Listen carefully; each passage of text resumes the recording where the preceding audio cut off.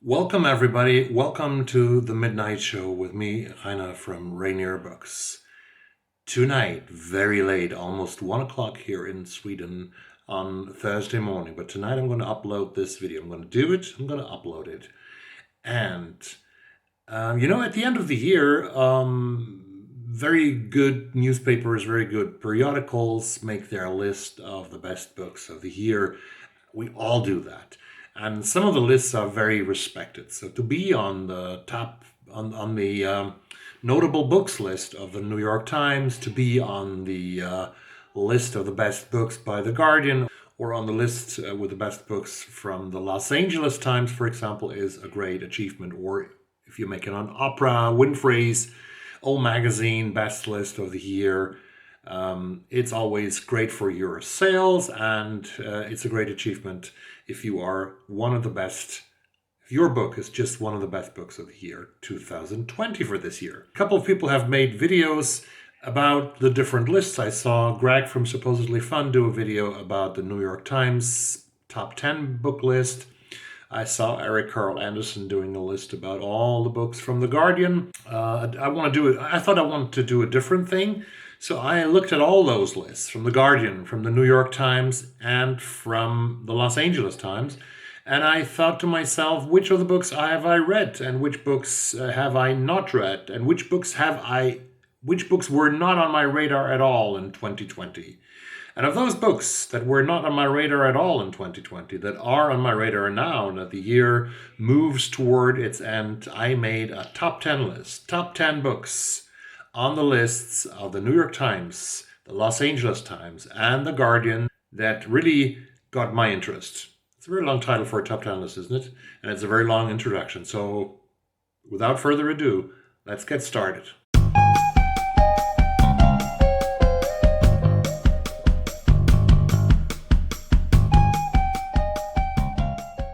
The first novel is written by Aktyar, and AKHTAR, and it's called Homeland, Elegies.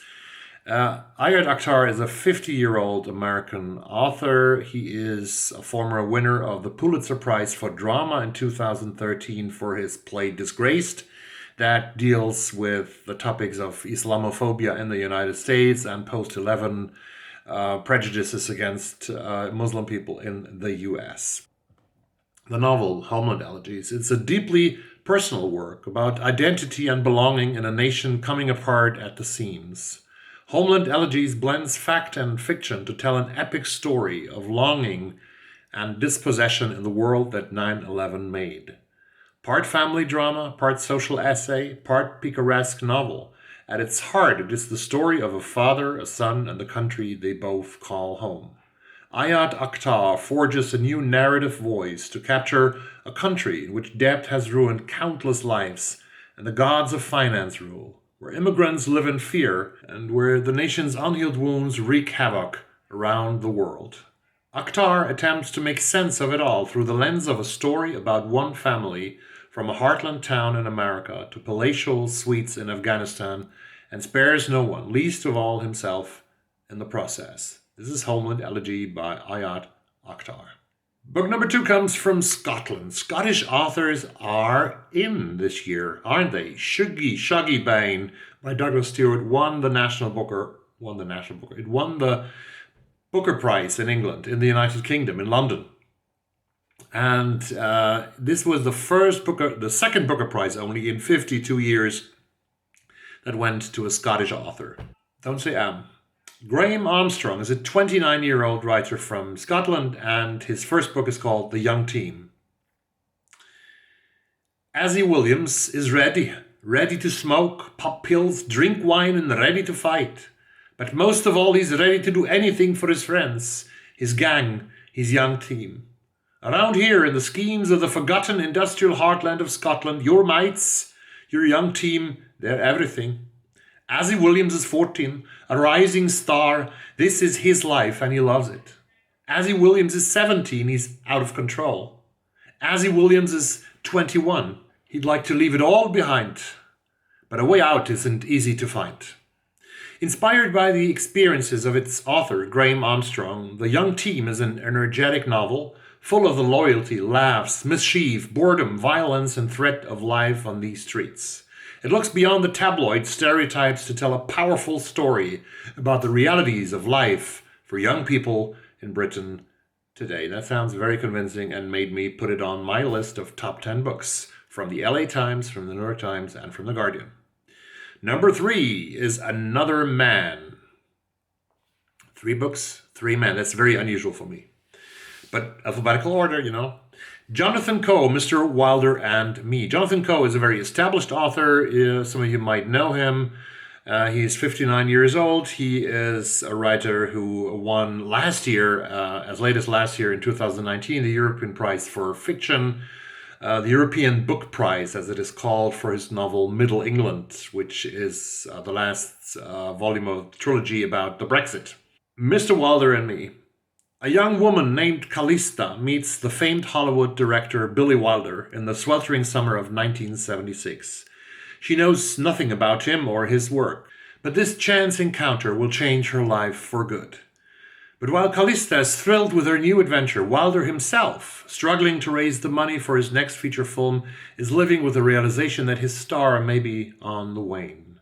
In his new novel, that is by turns funny, tender, and profoundly truthful, Jonathan Coe turns his gaze to the nature of time, fame, family, and nostalgia. When the world is catapulting towards change, do you hold on for dear life or decide it's the time to let go? Jonathan Coe, Mr. Wilder and Me. Number 4, have you have probably read books by Elena Ferrante from Italy. I have not. So I thought it was time, and I was convinced by seeing her on 2 of the 3 lists that it's time to read something by Elena Ferrante soon. And this is her latest novel, The Lying Life of Adults. Remember that Elena Ferrante is a pseudonym for someone else. These are Neapolitan novels, and Elena Ferrante, which is probably the correct Italian pronunciation, was named one of the most influential 100 people of Time magazine in 2016 in the world.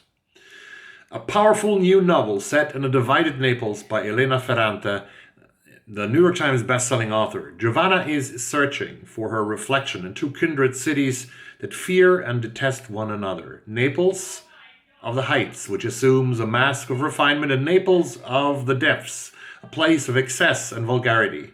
She moves from one to the other in search of the truth, but neither city seems to offer answers or escape. Elena Ferrante has become one of the world's most read and beloved writers. With this new novel about the transition from childhood to adolescence to adulthood, Ferrante proves once again that she deserves her many accolades. In The Lying Life of Adults, readers will discover another gripping, highly addictive, and totally unforgettable Neapolitan story of my brilliant friend and the lost daughter, soon to be a Netflix original series. Wow. Number 5 on my list is from a British Indian writer. He was born in 1969, and his name is Harry Kunzru. From the widely acclaimed author of White Tears, a bold new novel about searching for order in a world that frames madness as truth. After receiving a prestigious writing fellowship in Germany, the country where I come from, the narrator of Red Pill arrives in the Berlin suburb of Wannsee and struggles to accomplish anything at all. Instead of working on the book he has proposed to write, he takes long walks and binge-watches Blue Lives, a violent cop show that becomes weirdly compelling in its bleak Darwinian view of life, and soon begins to wonder if his writing has any value at all. Wannsee is a place full of ghosts. Across the lake, the narrator can see the villa where the Nazis planned the final solution, and on his walks he passes the grave of the romantic writer Heinrich von Kleist, who killed himself after deciding that no happiness was possible here on earth. When some friends drag him to a party where he meets Anton, the creator of Blue Lives, the narrator begins to believe that the two of them are involved in a cosmic battle, and that Anton is red-pilling his viewers, turning them toward an ugly, alt-rightish worldview, ultimately forcing the narrator to wonder if he is losing his mind. Harry Kunzru, Red Pill. And this is the year of Scotland and of Scottish writers. Andrew O'Hagan has written a novel called Mayflies. Andrew O'Hagan is a 52-year-old Scottish novelist that you probably know. All the Booker fans, the Booker guys, the Booker boys do know him. He's a visiting professor right now of writing at King's College in London. He was nominated 3 times for his novels. Our Father, Be Near Me, and The Illuminations for the Booker. Never won it. His new novel is called Mayflies. Everyone has a Tully Dawson, the friend who defines your life. In the summer of 1986, in a small Scottish town, James and Tully ignite a brilliant friendship based on music, films, and the rebel spirit. With school over and the locked world of their fathers before them, they rush towards the climax of their youth. A magical weekend in Manchester, the epicenter of everything that inspires them in working-class England and working-class Britain. There, against the greatest soundtrack ever recorded, a vow is made to go at life differently. 30 years on, half a life away, the phone rings. Tully has news. Mayflies is a memorial to youth's euphorias and to everyday tragedy, a tender goodbye to an old union that discovers the joy and the costs of love. Oh, that sounds so beautiful. Mayflies by Andrew O'Hagan is on my list. We go to Japan, to a 56-year-old author whose writing name is Riku Onda, but her real name is Nana Kumagai. She is from the town of Aomori, and she has won several Japanese awards for writing.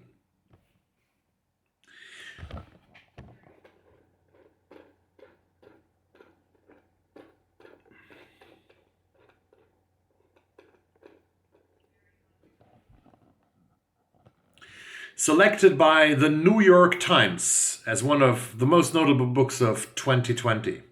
On a stormy summer day, the Aosawas, owners of a prominent local hospital, host a large birthday party. The occasion turns out into a tragedy when 17 people die from cyanide in their drinks. The only surviving links to what might have happened are a cryptic verse that could be the killer's, and the physician's bewitching blind daughter, Hisako, the only person spared injury. But the youth who emerges as the prime suspect commits suicide that October, effectively sealing his quilt while consigning his motives to mystery. The police are convinced that Hisako had a role in the crime, as are many in the town, including the author of a best-selling book about the murders written a decade after the incident, who was herself a childhood friend of Hisako and witness. Selected by the New York Times as one of the most notable books of 2020. On a stormy summer day, the Aosawas, owners of a prominent local hospital, host a large birthday party. The occasion turns out into a tragedy when 17 people die from cyanide in their drinks. The only surviving links to what might have happened are a cryptic verse that could be the killer's, and the physician's bewitching blind daughter, Hisako, the only person spared injury. But the youth who emerges as the prime suspect commits suicide that October, effectively sealing his quilt while consigning his motives to mystery. The police are convinced that Hisako had a role in the crime, as are many in the town, including the author of a best-selling book about the murders written a decade after the incident, who was herself a childhood friend of Hisako and witness to the discovery of the murders.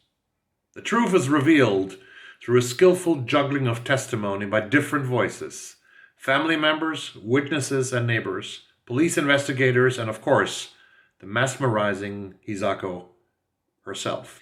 This is Riku Onda, The Aosawa Murders, is that novel called. I haven't mentioned the title, I'm sorry. The Aosawa Murders, but you could see the book on my beautiful... Anyway, Lawrence Osborne is someone. I read his latest novel that was called Only to Sleep, which actually is a continuation of the character that Raymond Chandler made eternal. Philip Marlowe, the private detective from Los Angeles, 20 years after he retired in Los Angeles, he lives in Mexico. And Only to Sleep is sort of his last case. And this is a novel by Lawrence Osborne, who did this in accordance with the Raymond Chandler inheritance. Now he has written a novel called The Glass Kingdom. Lawrence Osborne is 62 years old. He's a British novelist. He lived in a bunch of countries. Among them was Thailand, and Thailand plays a very important role in his newest novel called The Glass Kingdom. Escaping New York for the anonymity of Bangkok, Sarah Mullins arrives in Thailand on the 1 a.m. with nothing more than a suitcase of purloined money. Her plan is to lie low and map out her next move in a high-end apartment complex called the Kingdom, whose glass-fronted facade boasts views of the bustling city and glimpses into the vast honeycomb of lives within. It is not long before she meets the alluring Molly, doing laps in the apartment pool, a fellow tenant determined to bring the quiet American out of her shell. An invitation to Molly's weekly poker nights follows, and fueled by shots of Yadong, good food, and gossip, Sarah soon falls in with the Kingdom's glamorous circle of expat women. But as political chaos erupts on the streets below and attempted uprisings wreck the city, tensions tighten within the gilded compound when the violence outside begins to invade the Kingdom. In a series of strange disappearances, the residents are thrown into suspicion, both of the world beyond their windows and of one another. And under the constant surveillance of the building's watchful inhabitants, Sarah's safe haven begins to feel like a snare. From a master of atmosphere and mood, The Glass Kingdom is a brilliantly unsettling story of civil and psychological unrest, and an enthralling study of karma and human greed. Number 9 is from a Canadian writer, Maria Reva. She was born in Ukraine, and she moved as a child to Canada with her parents, and now currently she is living in the beautiful city of Vancouver in British Columbia in Canada. And her short story collection is called Good Citizens Need No Fear. This is, according to reliable sources, this is a brilliant and bitingly funny collection of stories united around a single crumbling apartment building in Ukraine. A bureaucratic glitch omits an entire building, along with its residents, from municipal records. So begins Reva's darkly hilarious 9 stories that span the chaotic years leading up to and immediately following the fall of the Soviet Union. But even as the benighted denizens of 1933 Ivansk Street weather the official neglect of the increasingly powerless authorities, they devise ingenious ways to survive. In Bone Music, an agoraphobic recluse survives by selling contraband LPs, mapping the vinyl grooves of illegal Western records into stolen X-ray film. A delusional Secret Service agent in letter of apology becomes convinced he's being covertly recruited to guard Lenin's tomb, just as his parents, not seen since he was a small child, supposedly were. Weaving the narratives together is the unforgettable chameleon-like Zaya, a cleft-lipped orphan in Little Rabbit, a beauty pageant crasher in Miss USSR, a sadist for hire to the Eastern Bloc's newly minted oligarchs in Homecoming. Good Citizens Need Not Fear attacks from moments of intense paranoia to surprising tenderness and back again, exploring what it is to be an individual amid the roiling forces of history. Inspired by her and her family's own experiences in Ukraine, Reva brings the black absurdism of early Steingart and the sly interconnectedness of Anthony Mazra's Tear of Love and Techno to a bang-on brilliant collection that is fearless and thrilling, and as clever as it is heartfelt. And what makes this so interesting for me is that I actually, which I might have told you in one of my many videos now, that I actually have lived in Russia in the year of 1992 and the year of 1993. And this was a very formative time after the Soviet Union had fell and after the new states that emerged from the Soviet Union, the 15 states, and Russia in my case, tried to grapple with high inflation and huge changes. And I'm very interested to read about the Ukraine in the same period of time. Book number 10 of my collection, my curated collection of 10 books, that are notable for me from the New York Times, from the Guardian, and the Los Angeles Times, and hopefully even for you, is a bunch of stories again by Cathy Sweeney. It's called Modern Times. Short description here. There once was a woman who loved her husband so much that she began taking it to work in her lunchbox. A man who made films without a camera, which transfixed his estranged daughter. A couple who administered electric shocks to each other to be reminded of what love is. A world where you wake up one day and notice that one by one people are turning blue. Startling, wry, beguiling, and emotionally charged, the stories in modern times might be reminiscent of Lydia Davis, Angela Carter, and Daisy Johnson, but they are also unlike anything you've read before. Daisy Johnson, I read her novel Sisters recently, and this is a dark book. So I'm really curious about Cathy Sweeney and modern times. This was the collection of my 10 books that I thought were interesting that weren't on my radar before I saw those lists from the New York Times, from the Los Angeles Times, and from The Guardian. I think there are a total about 40, 50, at least The Guardian has already 35 books on its list. The New York Times has on its list of notable works of fiction, they have 20, 25 works of fiction, and the Los Angeles Times has a little less. So there was a huge bunch of books to choose from, but I chose 10 that I hadn't heard about, and I thought this might be interesting for you. It was interesting for me, and I hope you liked the video. I hope that you return to my channel very soon, and if you don't subscribe to the channel, please do so, because you get it for free notification if you subscribe to the channel when the next video of Rainer from Rainierbooks is appearing online. So, as always in this pandemic, I finish my video by saying, please wear a mask. Please protect yourself and protect others. Please socially distance so that this horrible pandemic soon comes to an end, and that we can start seeing each other again, and we can start hugging each other again, and we can start having fun with each other again. Maybe reducing a lot of things that weren't so useful before the pandemic. So I just say thank you very much. Have a good night. Bye-bye.